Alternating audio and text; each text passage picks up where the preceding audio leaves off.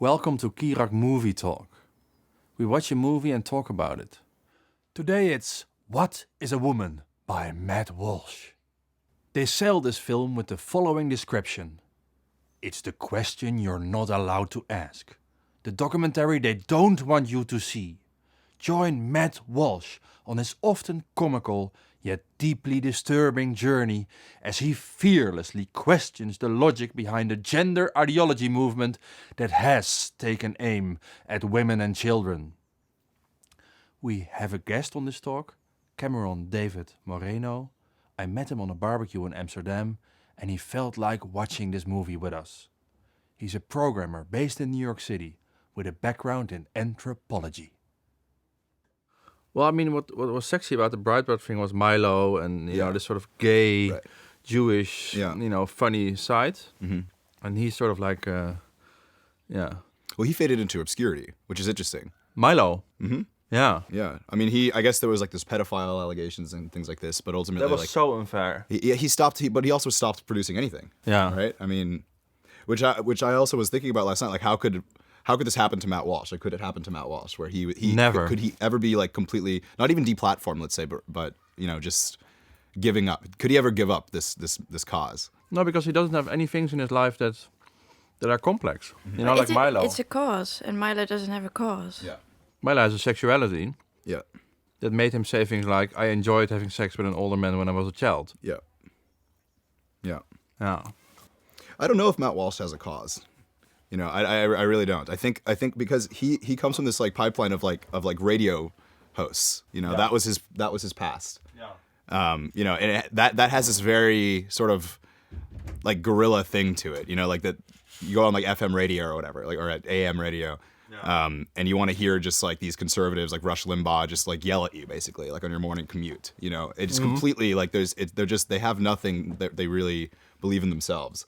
And I wonder, I didn't get so much that Matt Walsh has so much conviction about this, because that is like what is in style with conservatives, right? Is having principles and like seeking truth, and that's why. Oh, you think he became a conservative? I don't. He probably for this role. He was probably always conservative. But isn't that inherent to having a cause? Or I mean, a boring conservative for this role. Yeah, sure. Yeah, I think so. I mean, he was doing like this whole like the book thing, the children's book. It was the #1 book on Amazon, which is funny that they neglected to say Amazon in the show, probably for some like legal reasons. But yeah, the only reason it was like that was because he got like a mob of people to upvote the book on Amazon and review it like 5 stars, right? So he has this element of like I want to like sort of manipulate the media in some way, or at least subvert it. Yeah. But present himself as this like loving, sort of like American figure that is very relatable, like fishing and like eating chips and peanut butter jelly sandwiches with your like blonde wife. It's very classic American figure. But I think that he has this sort of edginess to him that he doesn't really display so much in this documentary. Ah, okay, yeah. Yeah. So in that sense, I don't trust him. Like, I don't think that he's so convinced about everything that he's saying, or maybe he is, but he's playing it up to become this very rational, very like I don't know, what do they call this, like post-enlightenment sort of guy? Like, I don't know. I think, especially like talking to Jordan Peterson, who is like the archetype of this, right? I mean, he's everything that he does is facts, logic, empirical, and that's why like Matt Walsh kept returning to these, like, oh, do you know what a circular definition is? Yeah. And this is pointless. Like, it doesn't matter that you say that. Like, it doesn't mean anything. It's just like they're obsessed with fallacies and like sort of like trying to break down like the ways that these people communicate.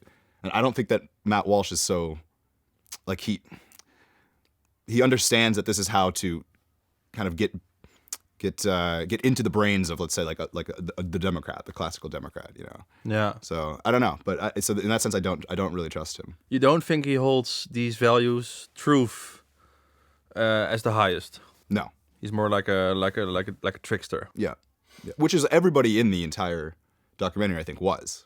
I mean, even like the people that were speaking out against, like, let's say, like dysphoria. Yeah. They had these foundations. They were, they had their practices. They had their own sort of little cause that was, there was money flowing in. Let's say there was a revenue model for everything that these people were doing, except maybe like the wolf, which was clearly just to have, some like sort of a comedic Like, oh, look at this like clown. Like this is a clown. Like these people are the devil. Yeah. They don't have a revenue model. Even the TikTok people might have a revenue model. But I'm interested to see like how, like ultimately all of this is just one big grift. We're getting grifted. The audience is getting grifted by watching it. The people that are buying his book are getting grifted. The people that are subscribing to, I don't know, like gender dysphoria and clinical, trials of children or whatever, they're also getting grifted. It's just a one big complex grift. This is what I took away from this. Yeah. I think. Well, what I see when I look at him is that I'm looking at someone who does really sort of... He is looking for a way to give a shape to a passion that he feels. Like I think it's someone who was very late at sort of finding a way to express himself. He's been a sort of someone locked in for a very long time. Like I think that people who are fascinated by this subject, this transgender subject, are also people who struggle with their own identity in some way or other. So and clearly, conservative culture, or the way the way you behave, the ideas that you have, and saying things like I believe in truth, and I also believe there's only one truth. These are all expressions of identity, and in his case also masculinity, I think. And you see it in the way that, people have been saying this a lot, of course, about followers of Jordan Peterson. There are these boys who are trying to find a way in which to be men. So I don't necessarily distrust him. I think his quest for finding his own identity, ultimately resulting in him being this Matt Walsh that we know, is genuine. I just don't think he's very gifted at actually seeking truth, in a way that someone like Milo Yiannopoulos is, because Milo Yiannopoulos just experiments all the time, and if he likes it or not, truths will pop up left and right, and he uses lies to uncover truths, and he uses truths to cover lies, etc. So I do think it is I share your distrust of like the message that is being conveyed, or can we look at this whole documentary as something that is conveying truth? Well, no, obviously not, because it is entirely political. But there is a truth in that Matt Walsh needs this subject to be himself. And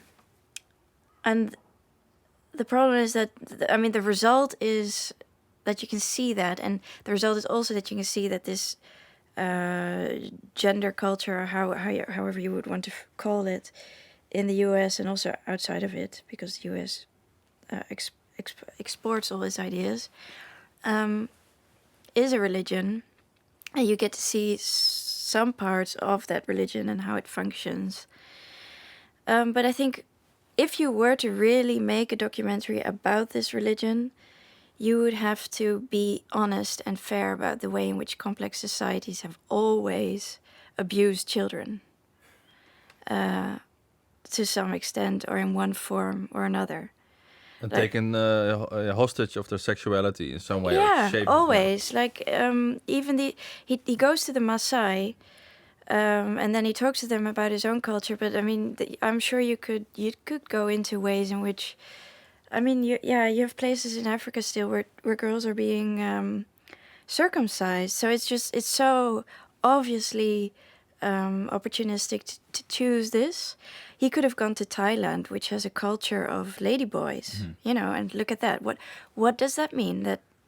And at some point he says, it's interesting that Jordan Peterson he manages to still be nuanced in the way when he's sort of spewing his truths and being super intense. He's quite nuanced in when he says, I think gender is not it's not a useful term. We should look at temperament. We should use the word temperament. And And then you see what Matt Walsh takes from that in the end. He just says gender is rooted in sex, but this is clearly an answer that is it's not going to cover all the different expressions of gender in the world. So it's not true. It's an untruth, and that's where I think Matt Walsh is starting to, hit the drum, because then he feels the passion. He doesn't need Jordan Peterson anymore. He doesn't need anything else anymore. He can go back to the feeling that he had in the beginning, and sort of end the documentary with an upbeat feeling of being right. But I think, so. Yeah, going to like major complex societies also, I mean, it's not really, you can't really compare Maasai culture to Western culture. You could compare Arab culture to Western culture, or, Chinese culture to Western. I mean, you have to compare this culture with major, I mean, what the church did to young children, young boys, sending them off to, to be monks, or to be, like Milo Yiannopoulos, what happened to him as a boy? He had sex with the people.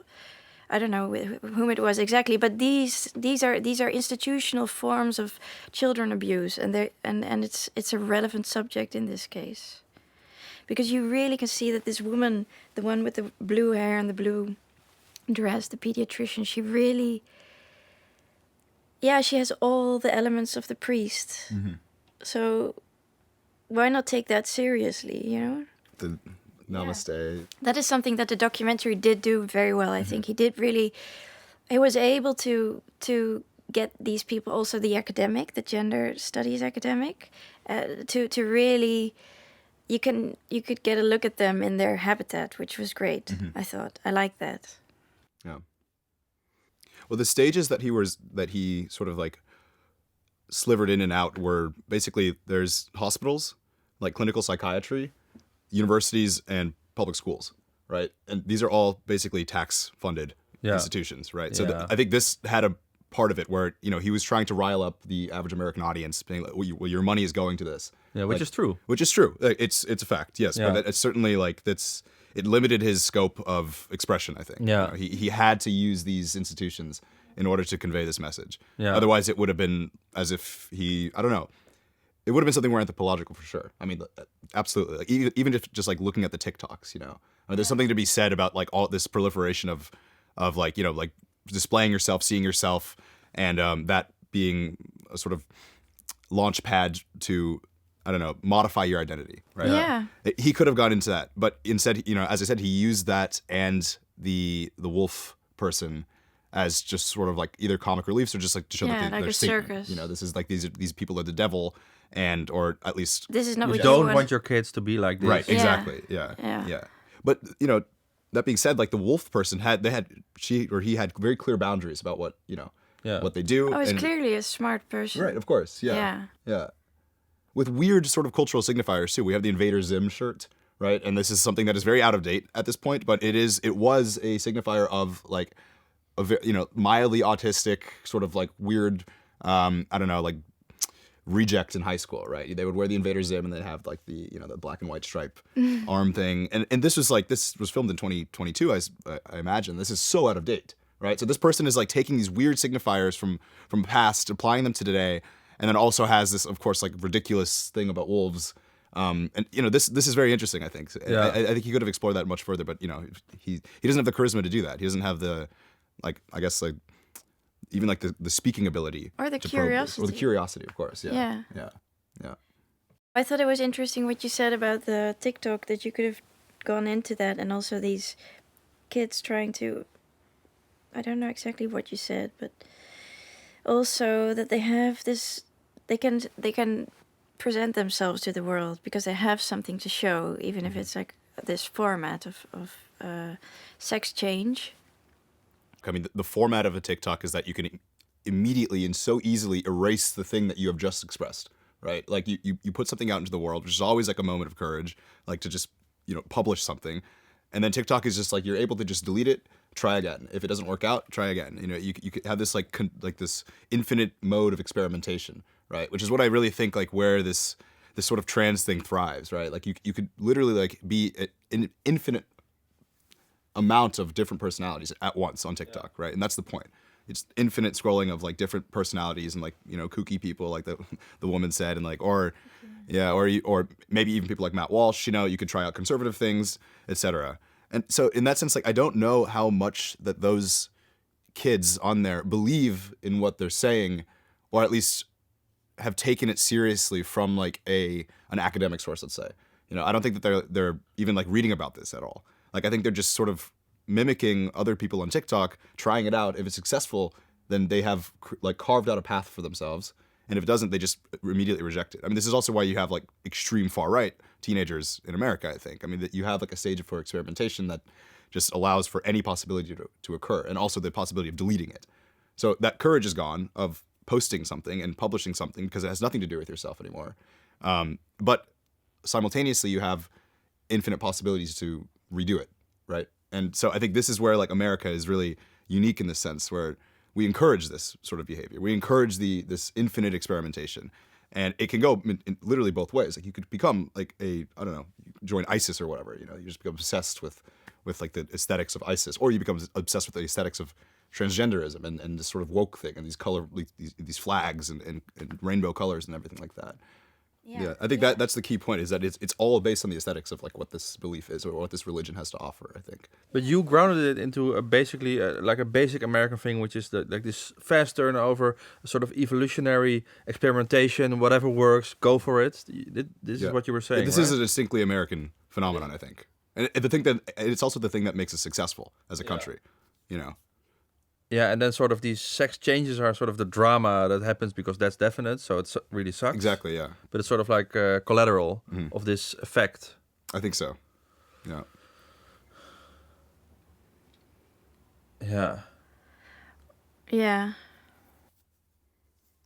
I mean, which is funny because I truly believe that this is what has made America such a successful like empire, let's say. It's like we encourage this experimentation, right? We encourage the I don't know, like the revisions. Like from a young age, you encourage it. How do you get encouraged, by the way? Like why are Americans so quick and fast? That's also something that I notice when I speak to people from the US. Yeah, it's difficult to say. I mean, there's a sense of like sink or swim, of course. Like, you know, if you're not doing of sink or swim, right? And for example, if you don't have like a I don't know, like a distinct identity at some point, then you're going to be lost in the rest of the identities. And you know, this implies that you have to be very fast and like what is maybe even like what's cool, what's like in style on TikTok or whatever, you know, like what are young people doing right now, like what kind of like modes of experimentation are they into right now? And if you're not into that, then you suddenly become like just some automaton, or at least this is the Is there an underlying fear? Sure, I think so. Yes, yeah. And it could be monetary. Like it could be a sort of like, oh, my survival is pinned on this experimentation of identities, and when, you know, once I hit the right one, I'm gonna get rich, and like, you know, this is finally. Well, maybe that's the thing, that it's also related to actual. I do think, because I do recognize the same kind of experimentation with identity in our culture, but it's not as much linked to a prospect, like a career prospect. Yeah. I've also asked myself this question a lot. Like, I do get the sense, you know, like after living in Germany for some years, like there was like this just overall complacency with, you know, what people are interested in. You know, like you can be like upcycling bikes, and that's your thing, or like in Berlin. Yeah, exactly. Yeah.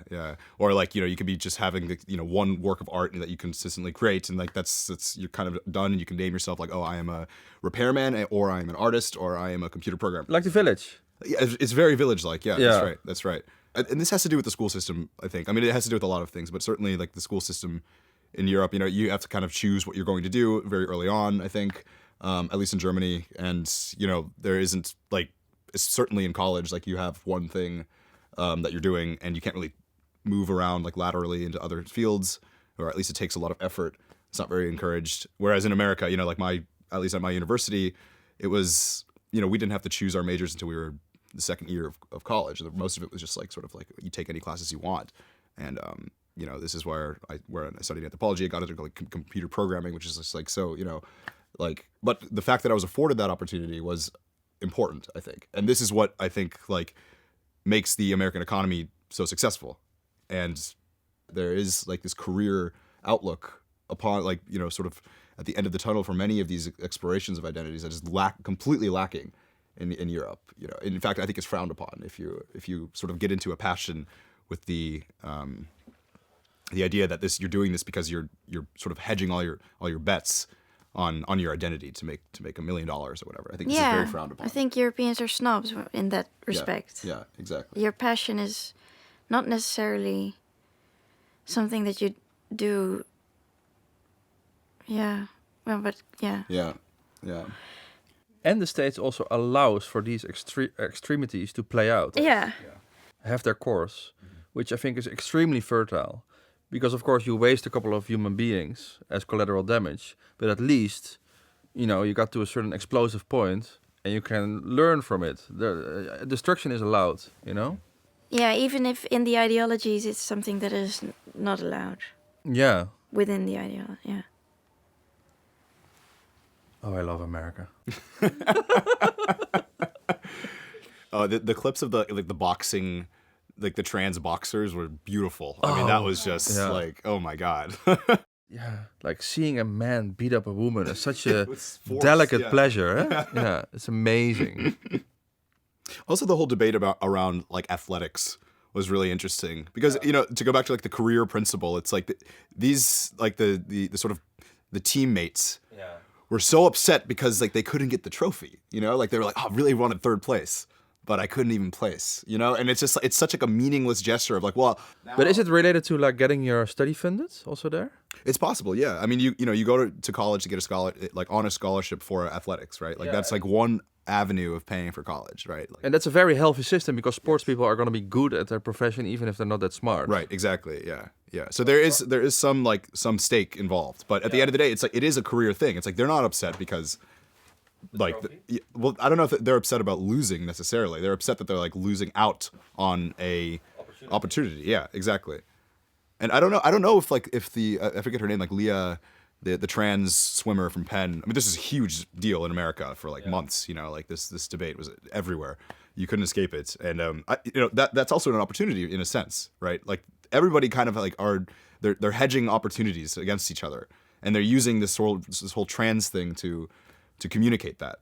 I think that Leah or whoever the swimmer, the trans swimmer, had something in mind when she was doing this, or at least like this publicity is certainly something that is, I don't know, maybe she has a career out of this, you know, who knows? But her teammates feel sort of shorted by that, you know, they're like, oh, well, I can't have that, you know, I can't speak out, and I can't be the you know, third best swimmer at University of Pennsylvania, you know, and now I have to, you know, express myself politically, right? Like but it all is all based on like, oh, well, like my identity as a swimmer is now being like, I go political. Now I go political, right? Yeah. My identity as a swimmer is like sort of closing off somehow. Now I have to like I don't know, move into a different route of expressing myself. Well, now they go on the Matt Walsh, you know, documentary, right? So, like, I don't know how much they even believed that this was something wrong that is happening. You know, if you take away this trophy. You don't think those people they didn't have a sense of unfairness that much? No. No, I don't think so. No. Yeah, so I have this, and you do have the victimhood, which is something that you can use to give it to Matt Walsh. Mm-hmm. So, but it's a practical decision to do so. Yeah. Because it's what you have. Yeah. So I guess in that sense, like they do have an idealism. Like everything that they're talking about is they're speaking of some ideology, or like there is an ideal to aspire to. But they know in the back of their head that can be just tossed away in the you know, the snap of an eye, like the blink of an eye. You know that you know, you have like a trans person beating you in a race, and suddenly like your ideal of being a swimmer, or at least like having like this fairness thing, is gone, right? And it seems like with Matt Walsh, it's the same. This is why I don't trust him. It's because of this pragmatics. Like I think whatever his vision of like the good life is, can be, you know, whatever, like making sandwiches with his wife. This could be taken away in a second. You know, that's his. Yeah, you think so? At least he. Yeah, I think it can. Yeah. Or at least it can be sort of subverted. Yeah. What is Matt Walsh's idea of a good life apart from this sandwich? Yeah. It's difficult to say. I mean, I don't know. Yeah. He goes fishing. He's not so good at it. Yeah. He has this overly trimmed beard. Disgusting beard. Beaver beard. Yeah. Yeah, that's a good question. You're not presented with the alternative of okay, then we go to Matt Walsh route. Yeah. It's actually I'm kind of when Milo Yiannopoulos was saying, I think my brand of counterculture will be the one that survives.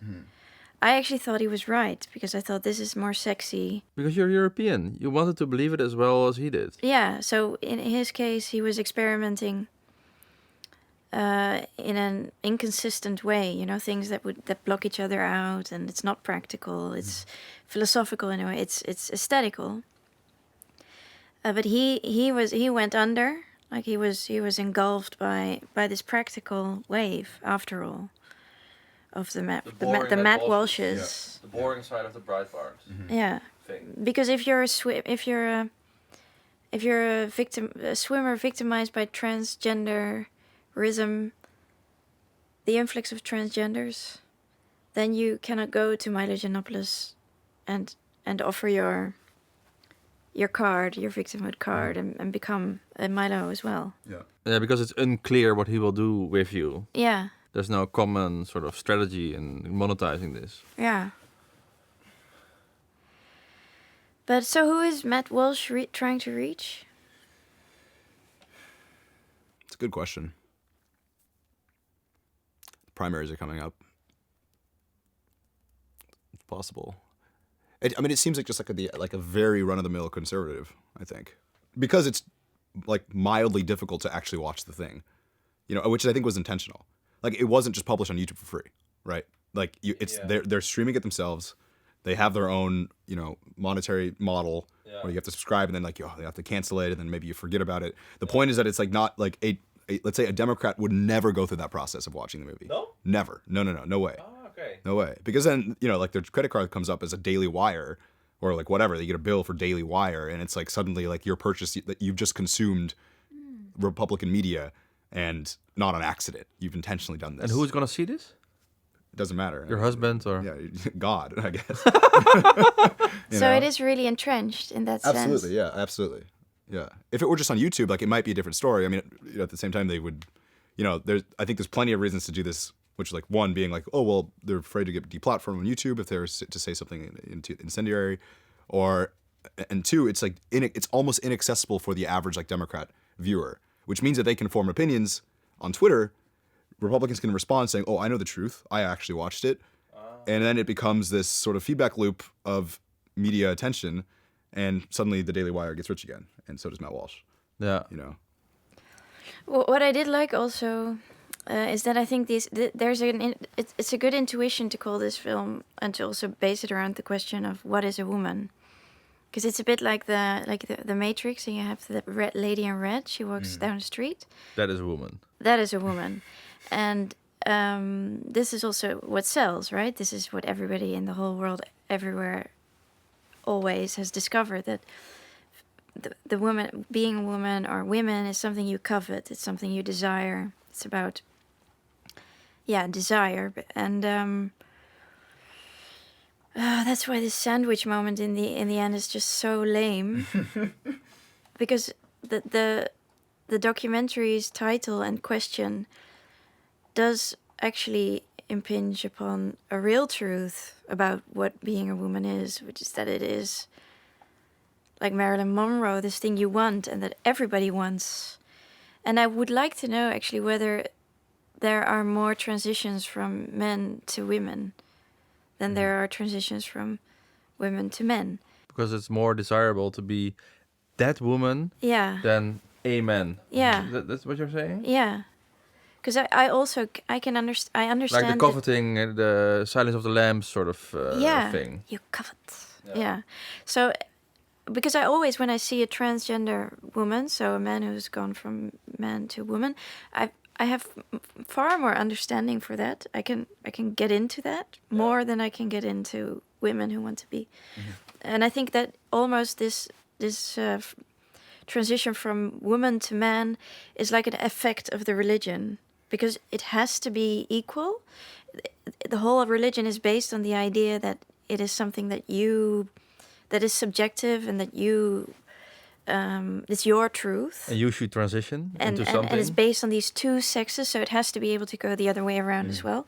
But really, it is like I think there's something true about this intuition of centering this whole documentary around the question of what is a woman in our culture, but that the whole documentary doesn't even begin to answer that question, doesn't understand why that question is very fundamental. Well, women dress up as men if they want to go to war, like Jeanne d'Arc. Yeah. Or, if they want to do manly things. It's like an undercover act. Yeah, but it's also sexy because you know that underneath There this are beautiful armor, there's breasts. this beautiful woman, this soft, with her soft breasts, but we saw something slightly different when we went to Thailand, right? We saw these. There was this one girl who used to be a boy, who was really beautiful. More beautiful than a woman can be in a way. Yeah, in a way, because she was so Serene. thin, so tiny, and so tall. Yeah, this androgynous, kind of sexy, serene, like a representation of Eros. So that's also another subject, how androgyny is also related to desire and the supernatural, and in Greek culture, Eros being something that establishes a relationship between low and high, or earthly and godly. And this is also, of course, what intersexuality is. It's like it's in between. These are in between creatures, and they have a special status. And I think, for me, the disgust that I feel when I see someone who's transitioned in these TikTok videos is that it has nothing to do with that kind of With sex. With sex. With passion and erotic stuff. Yeah. That's also why Milo was killed, because he's interested in sex. Right. Yeah. And these people, they're not interested in sex, they're interested in transitioning. Yeah. In politics. Yeah. Right. That's also why it's not so Or bad. or their children. Or they're just still children also. Yeah. Yeah. Yeah. They're not in control of this superpower, in a way, of being androgynous or whatever. Is there something where I cut you off when you were going into this sort of like sexy Marilyn Monroe thing? I think it's my favorite subject, so I could always explore. Yeah. But I think, because it also has to do with how I define my own sexuality, I suppose. Because my insecurity has always been that I felt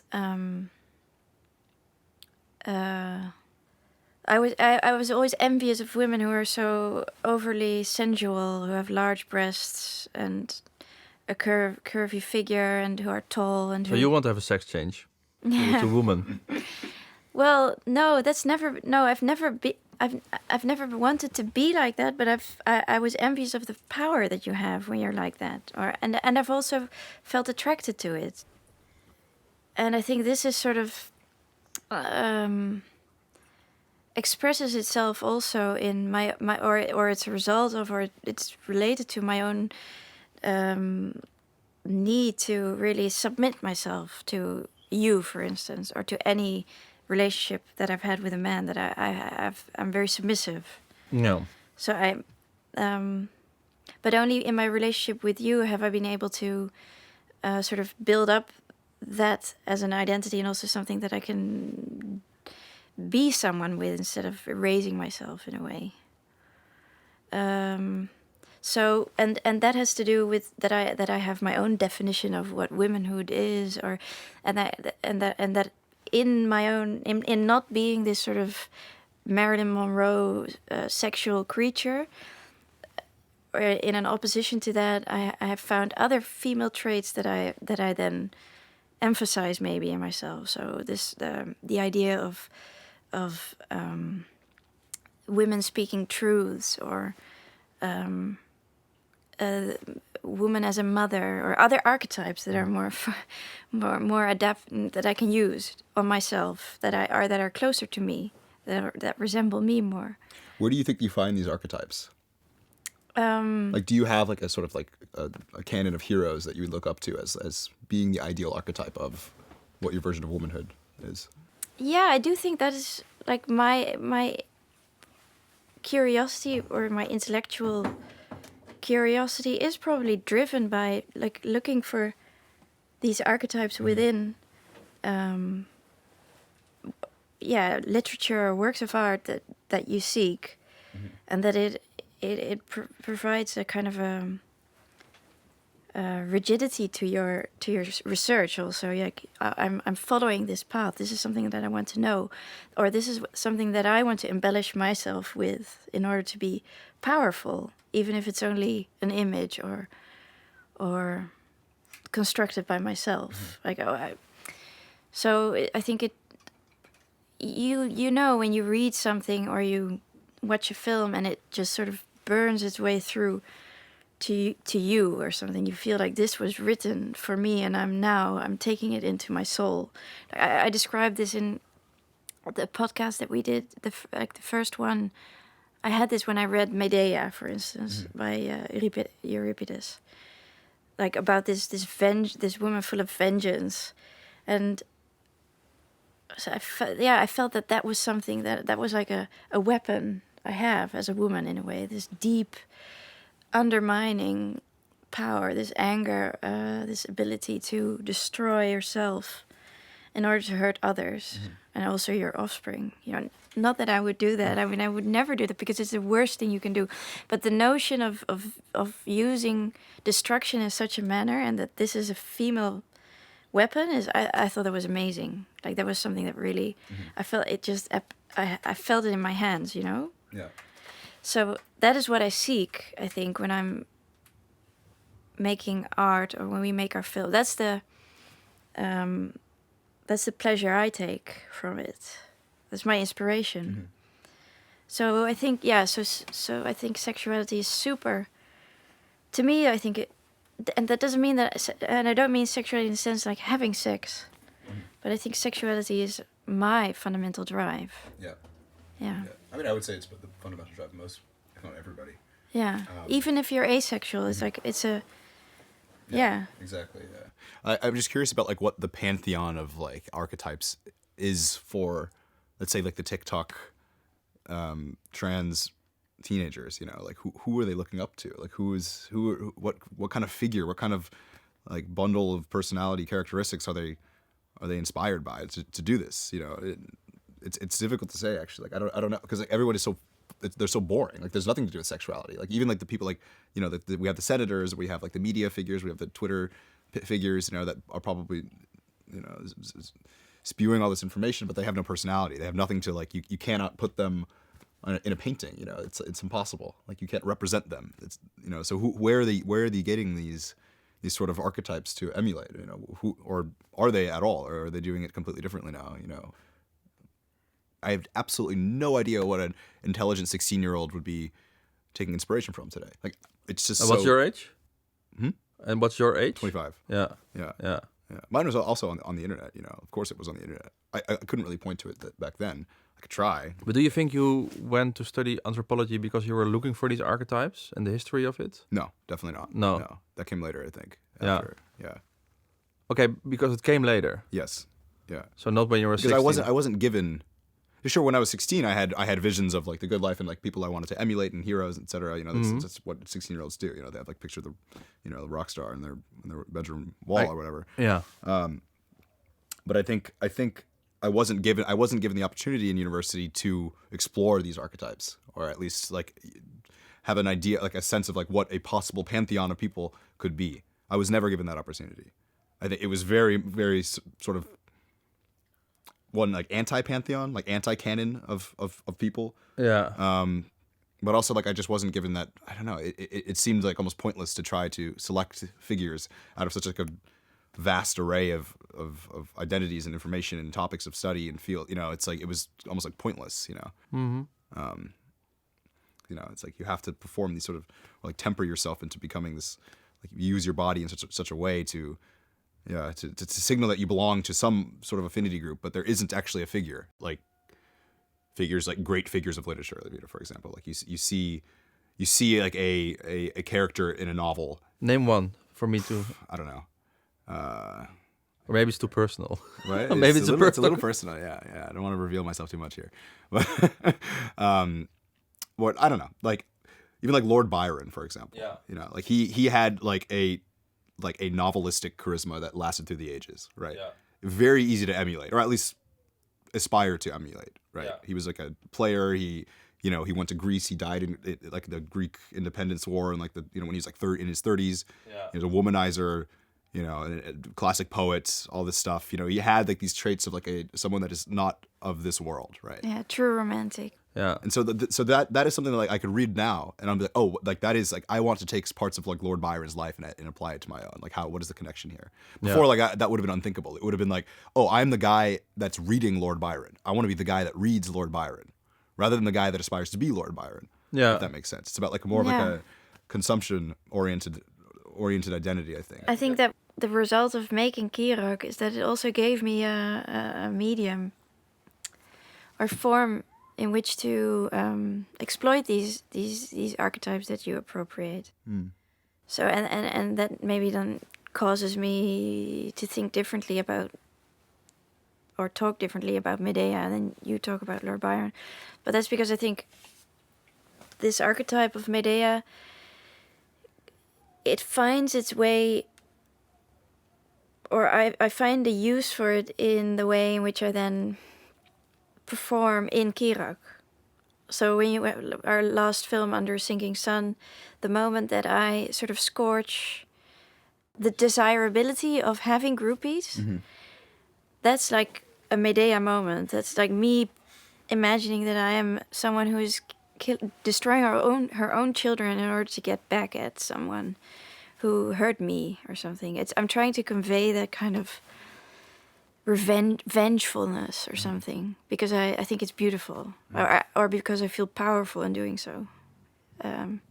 Because I know that this will create like a sense of loss in the film, which will also make everything that's lost seem very valuable. So it's like, so I enjoy it on a theatrical level, using my own femininity as like being an actress.